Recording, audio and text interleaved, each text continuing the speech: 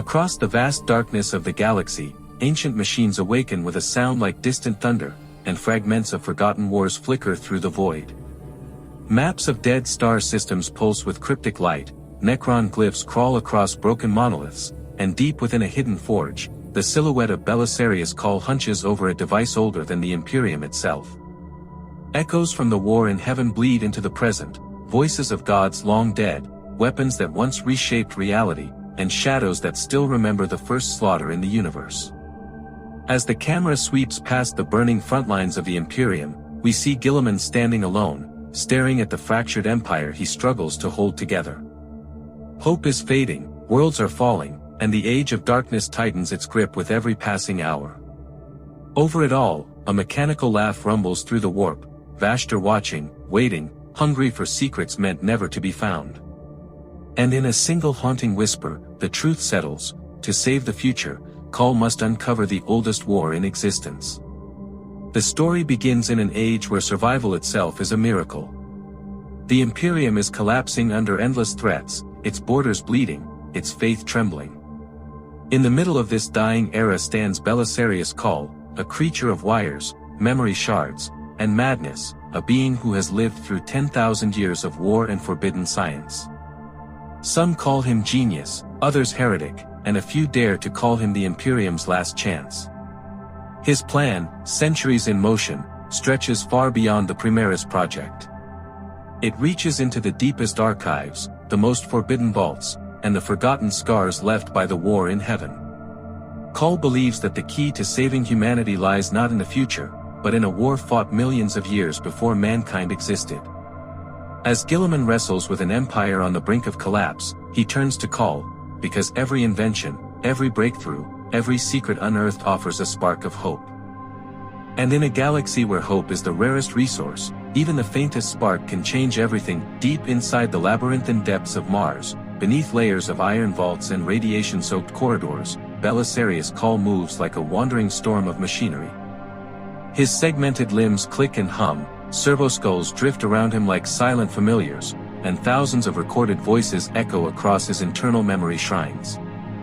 For ordinary mortals, these halls are sacred. For Cawl, they are simply the beginning of his long and dangerous mission. His purpose is nothing less than to drag the Imperium away from its slow death, and toward a future it is not ready to understand.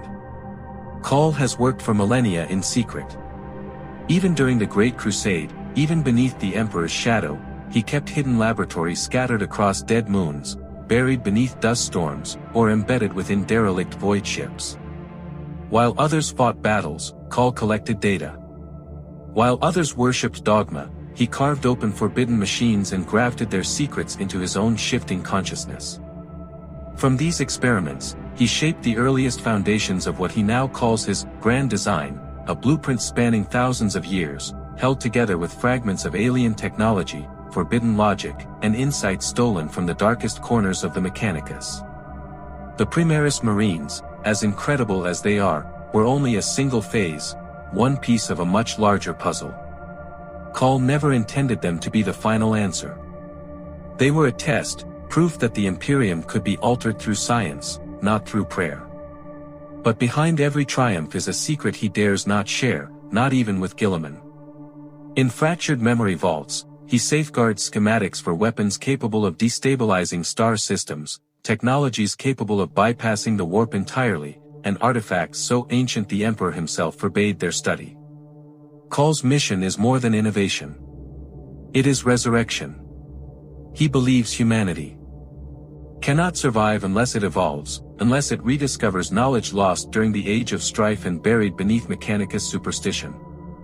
He dreams of an Imperium strengthened not by faith alone, but by understanding, an idea that borders on heresy in the eyes of Mars. Yet Cawl presses on, because he knows something others refuse to face: the Imperium's enemies are evolving too.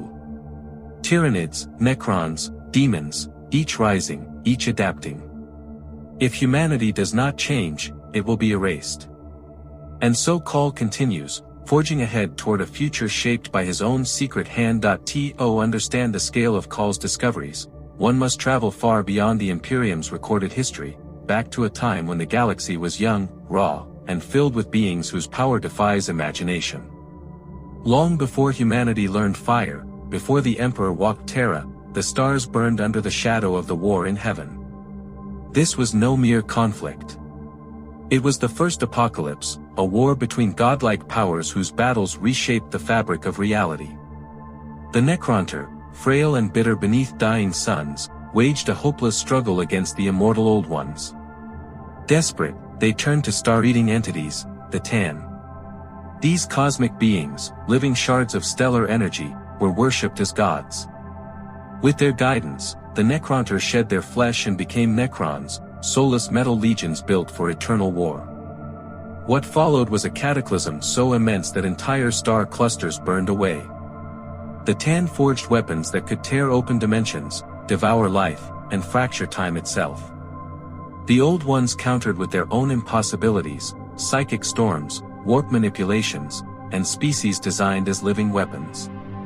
This unimaginable conflict left scars that still exist today, shattered planets, dead zones in the warp, and technologies so ancient that even the Mechanicus mistakes them for divine miracles. And it is these relics, the leftovers of gods, that Cawl has begun to uncover. During deep space expeditions, Cawl's probes discovered dormant machines buried beneath the crusts of forgotten worlds. Some were broken monoliths humming with sealed power. Others were crystalline frameworks encoded with living algorithms. Each discovery pushed Cawl closer to a terrifying conclusion: the Imperium has barely scratched the surface of the galaxy's true technological potential. Cawl's fascination is not simply academic. He believes the Emperor himself understood fragments of the war in heaven, using them to guide humanity's destiny. The Emperor's work on the Webway, the creation of the Primarchs, the design of psychic wards, Cawl suspects all of it was influenced by knowledge inherited from this ancient age. And if that is true, then humanity's salvation may lie in the lost relics of those long-dead gods. But Cawl is not alone in this search. Every artifact he touches echoes into the warp. And something in the warp is listening. Watching. Waiting. While Cawl pursues forbidden knowledge, Guilliman stands at the heart of the Imperium, drowning in responsibilities he never wanted. The Primarch awakens into an empire he barely recognizes, dismal, superstitious, and impossibly vast.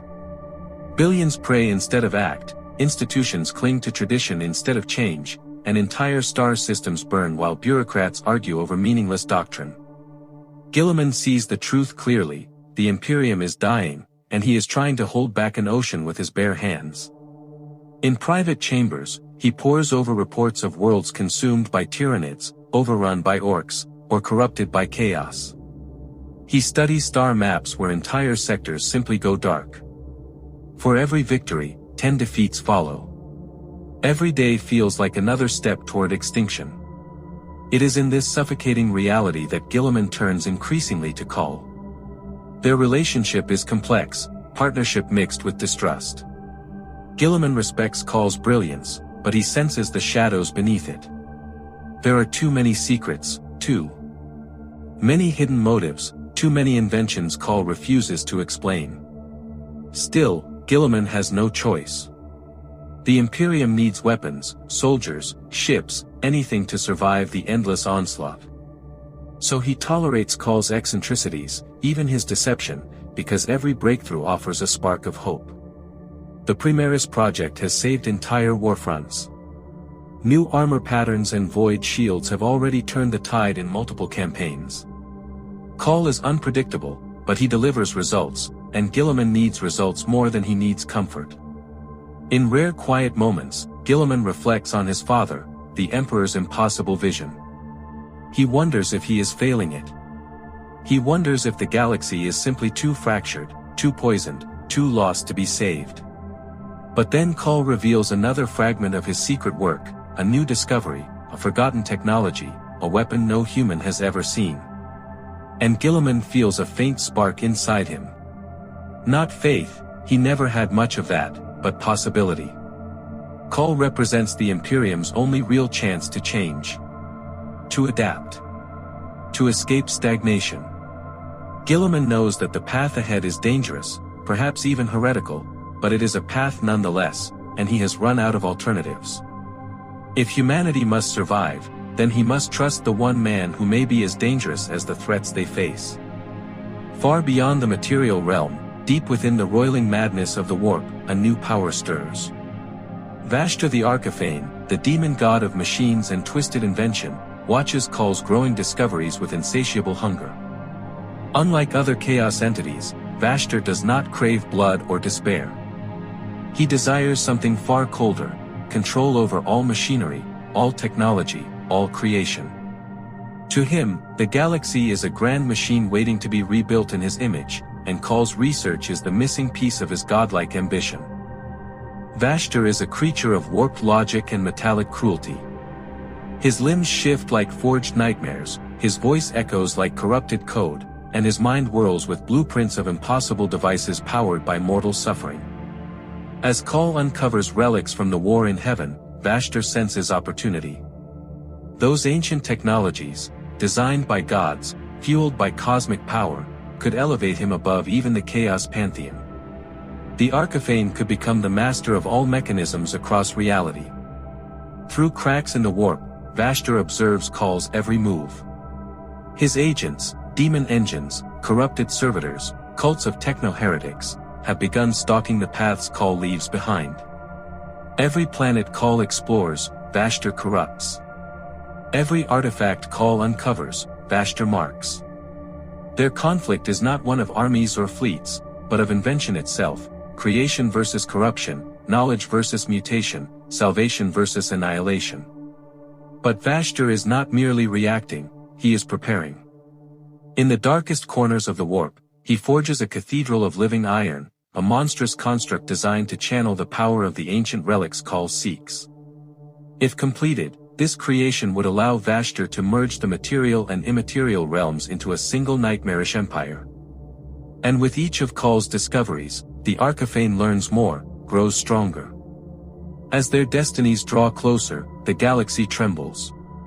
Cawl seeks to unlock the relics of the first gods to save the Imperium.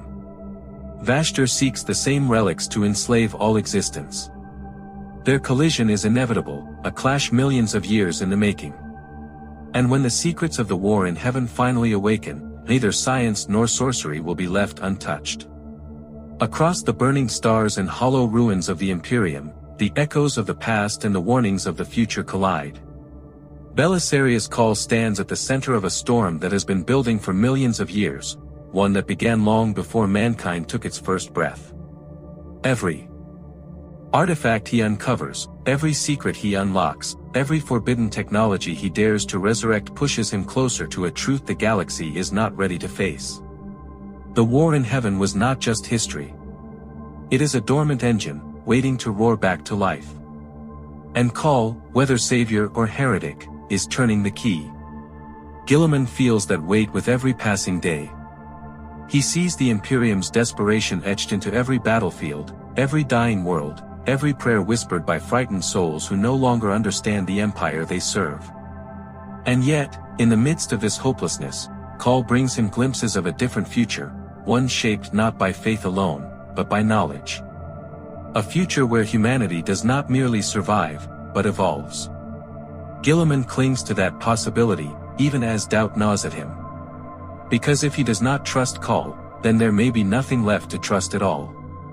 And far beyond the material realm, in the depths of the warp where time unravels and nightmares breathe, Vashtorr smiles. The Arkifane knows that Cawl's discoveries will eventually lead him straight into the demon's waiting claws. The relics of the first gods are too powerful, too tempting, too dangerous to remain untouched.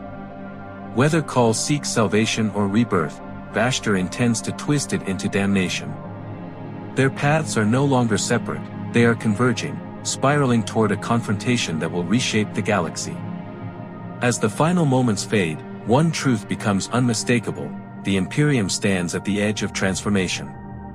Cawl's grand design, Guilliman's fragile hope, and Vashtorr's rising hunger are threads woven into the same cosmic tapestry. The ancient weapons of the war in heaven are stirring once more, and their awakening will not pass quietly. Every shadow whispers of coming storms. Every machine hums with dormant power. Every soul feels the tremor of change moving across the stars. What emerges from this clash, salvation, destruction, or something far stranger, will define the next age of the galaxy. And as the darkness deepens, one question lingers: when the secrets of the oldest war finally ignite, who will control the fire?